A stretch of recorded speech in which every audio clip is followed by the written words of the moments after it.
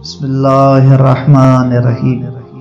کتاب اثبات الہدات صفحہ نمبر 112 میں محمد بن حسن عملی ایک روایت نقل کرتے ہیں کہ ایک شخص نے امام جعفر صادق علیہ السلام سے پوچھا، آپ کس چیز کی عبادت کرتے ہیں؟